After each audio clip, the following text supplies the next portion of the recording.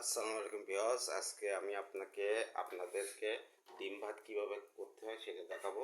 এই তেল দিলাম, সরিষার তেল দিলে ভালো হয়। সরিষার তেল দিলে ডিম ভাতটা ভালো হয়।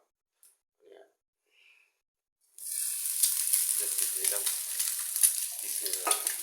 এতে আছে হচ্ছে পেঁয়াজ, কাঁচা ঝাল, হলুদ, লবণ। এটা এরকম দিলাম। ভরসা এই ছাড়া দেখাচ্ছি। এডিট তো করি না, এআই আছে, এআই তো এডিট করে। দেখি এআইয়ের সাথে পারা যায় কিনা।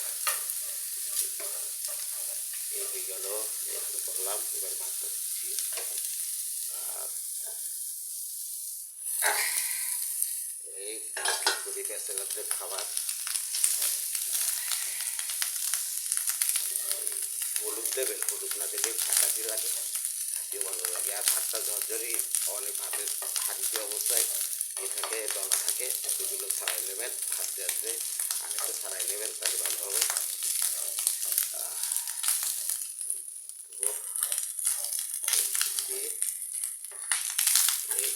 এগুলোই ভালো লাগে ব্যাচেলারদের। আমি তরকারি রান্না করেছি, এগুলো